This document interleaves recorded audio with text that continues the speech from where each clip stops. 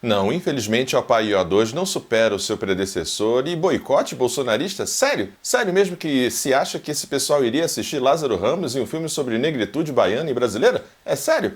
Bom, enfim, vamos conversar sobre isso e a questão da distribuição dos filmes nacionais e outras cositas mais. Bora lá.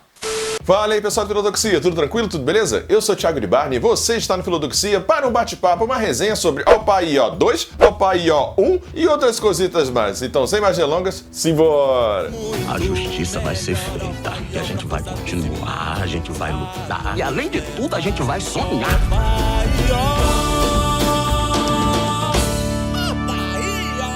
E aqui você já sabe, hoje eu vou pedir logo, antes que a má distribuição do cinema nacional continue acabando com a nossa cultura própria, deixa seu like maroto, se inscreva no canal caso ainda não tenha se inscrito. Se você estiver assistindo essa prévia por qualquer outro lugar que não o canal, passa lá pra prestigiar que ajuda muito, beleza? Então agora sim, bora começar! Editor, coloca as capinhas aqui na tela. Opaí 1, Opaí 2. Desde 2007, salvo engano, que sai o primeiro, agora, 15 anos depois, sai o segundo. Tem aí, já vamos começar logo por uma questão extra-filme, né? Que é a questão da polêmica com relação a Lázaro Ramos, boicote bolsonarista, teve uma fala dele no podcast e tal, falando sobre isso. E assim, minha opinião sobre isso? Não tem boicote bolsonarista. Assim, nenhum bolsonarista, nenhuma pessoa de direita, extrema direita, que tem problemas raciais com o norte e o nordeste do Brasil, já que fala de Bahia e tal, iria ver esse filme. Então, assim, não sei se é boicote e até, eventualmente, o tema do boicote bolsonarista ajudou de alguma forma a bilheteria. Então, assim, se você der uma olhada no YouTube, editor, coloca aí na tela rolando aí, por favor. Se você joga no YouTube, Crítica ao Opaí 2, aparece um bando de vídeos de pseudo-influenciador de direita e extrema-direita falando do fiasco, do fracasso de Opaí. Não é verdade, os números não comprovam isso, né? Saiu pela Cinemascom, enfim, a bilheteria tá ali entre os 5 mais, né, na sua semana de estreia, junto com outros filmes não brasileiros, assim, estreou melhor que O Nosso Sonho e também que Mussum, já fez aí quase 1 milhão na época de gravação desse vídeo. Então, em termos de Brasil, é um filme, sim, que tem uma boa estreia, tem, sim, uma boa bilheteria, mas aí vem um problema pra mim, assim, boicote bolsonarista? Não sei, acho que não tem. Tem, assim, talvez no IMDb. Vai dar uma olhada lá, por exemplo, quando eu fui fazer essa crítica aqui, tava com 2.8, o pessoal se loga pra botar a nota pra baixo e tudo mais, etc. Acho que tem um boicote, sim. É um boicote nosso, né? Nosso, que a gente se diz cinéfilo, amante da cultura brasileira, da cultura nacional, mas não vai ver filme. Talvez por falta de dinheiro. Já tivemos Gal, já tivemos Nosso Sonho, já tivemos Mussum e agora o Opaí chega aí no final dessa fila, o pessoal vai priorizando outras coisas, fim de ano e tal, mas eu sinto assim que tem um pouco engajamento de fato das pessoas irem no cinema prestigiar o cinema nacional. Isso é uma coisa que eu sinto muito, assim, de verdade. Aqui na minha cidade, em Nova Friburgo, só tinha eu na sala para assistir na última sessão, às 9 da noite, que o filme foi jogado para a última sessão, porque teve Napoleão e outros filmes que também tem crítica aqui no canal, dá uma olhada lá. E para fechar essa ideia de boicote bolsonarista, acho que acontece algo parecido com Sons da Liberdade, que tem um react aqui no canal e tal, que é assim, o que o filme do Lázaro não tem, os Sons da Liberdade tem, que é a máquina, a indústria, o dinheiro das igrejas, dos pastores, Brasil Paralelo, distribuidora, para lotar salas com cinemas vazios. Então a Paiol precisa mesmo da presença, da questão orgânica mesmo e verdadeira. Não tem ninguém comprando, não tem nenhum bispo, nenhum pastor, nenhuma produtora comprando ingresso para manter a sala vazia e fazer o número subir e tudo mais. Então a Paiol tem essa similaridade assim, que foi um filme que foi ideologizado pela extrema-direita, chamando de cultura woke, de lacração. E disso o filme tem muito pouco ou quase nada, até porque isso nem existe, né? Cultura woke. Enfim, já falei sobre isso lá no React, tá? Mas bora lá continuar. Bom, e aí falando do filme em si, né? Editor, coloca de novo as capinhas aqui. Opaí 1, Opaí 2, né? Opaí 1 aqui em cima, Opaí 2 aqui embaixo.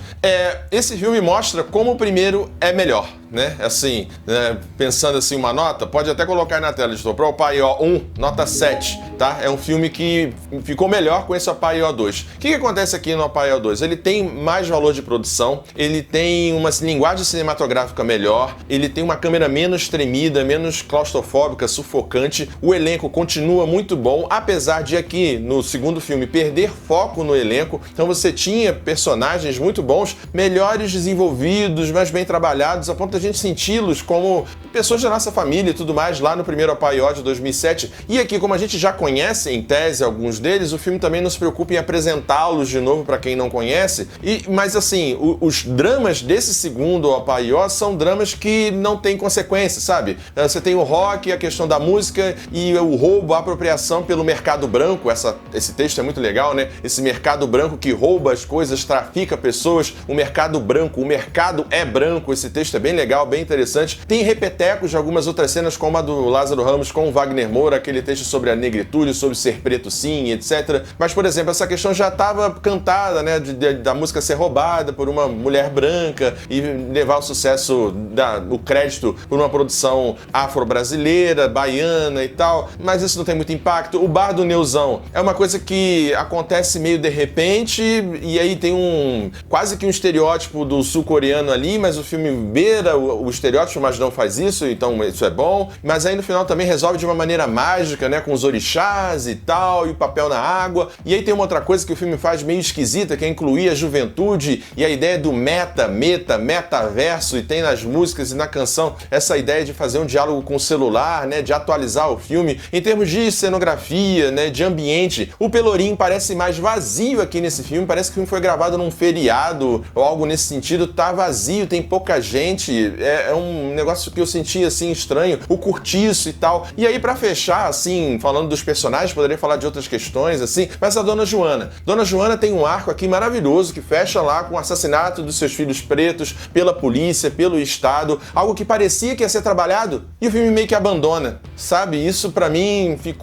é uma das questões mais evidentes, sabe? Além dessa não tão boa inclusão de renovação de elenco, dos jovens e tal, e aí traz talvez o ator de volta, né, agora mais velho, pra ela adotar esse menino de rua e ter esse resgate. Mas assim, o Luiz Miranda, o papel do psicólogo ali, tem duas cenas, é quase um desserviço sobre a psicologia, é um negócio meio jogado, quando ela tá tendo um devaneio ele filma ela, não sei se de modo muito ético. A atriz é muito boa, o trabalho dela é muito bom. Editor, coloca o nome dela aqui na tela, por favor, que faz a Dona Joana, por gentileza. Ela é excelente, ela poderia segurar muito mais também a carga dramática, junto com o Neuzão também, e o próprio Rock ali, mas assim, as tramas se iniciam e se desenvolvem, ou quase não se desenvolvem, de modo muito abrupto, assim, muito jogado, como é que eu posso dizer, a perspectiva ou a cara de teatro ainda é muito forte, apesar de ter um valor cinematográfico ainda maior. Então assim, por exemplo, a Psilene, o Reginaldo, né, outros dois personagens.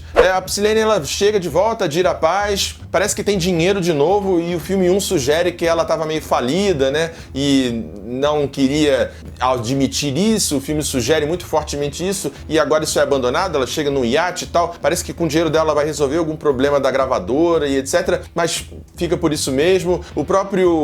A própria personagem aqui do Reginaldo também tá frouxo, enfim, o filme tem amarrações muito frouxas, não sei nem se dá pra chamar de amarrações, as músicas não entram da melhor forma possível, a música de romance ali, do primeiro Apaió, né, a sensualidade, o seio à mostra, o erótico é muito melhor no primeiro filme, aqui tá fraco, tem uma cena ali que emula tantas outras do primeiro filme, mas é um filme menos, como é que eu posso dizer, com relação ao primeiro, né, ele é um filme menos anárquico, menos caótico, menos potente nesse sentido em relação ao primeiro filme, fica uma sensação de é como se esse segundo enfraquecesse ou fortalecesse, na verdade, como se esse segundo fortalecesse o primeiro filme por ele ser meio frouxo, meio fraco em termos de roteiro de amarração, apesar de que, em termos cinematográficos, os planos, os contraplanos, o plangé, o uso do contraplangé, até o uso de inversão de eixo 360, as panorâmicas, em termos cinematográficos é um filme mais vistoso do que o primeiro, mas em termos de alma, sabe? De sentir mesmo o suor, o erótico, o sensual, o caótico e o anárquico, o primeiro Apaió ainda é superior e ainda é um clássico. Bom, então por isso tudo, a minha nota para Apaió 2 é nota 5. É um filme que fica ali na média, tem pautas bem interessantes, personagens muito bons, mas que deixa tanto as pautas quanto os personagens, como por exemplo gentrificação, expropriação e etc. Essas pautas também, todas elas, a questão da negritude e tal, fica tudo enunciado, mas não tão bem desenvolvido. Mas é sim, um filme que vale vale a pena ser visto nos cinemas. É isso, pessoal. Espero que você tenha gostado dessa crítica, desse bate-papo. Falei alguma besteira? Concorda comigo? Discorda de mim? Deixa aí um comentário no final, beleza, pessoal? Então, um grande beijo, um grande abraço e até a próxima. Tchau, tchau! Valeu! Ajude o Filodoxia a continuar crescendo. Essa é a nossa chave Pix. Considere o clube de membros e muito obrigado por apoiar o canal. Sem você, ele não seria possível. Muito obrigado sempre.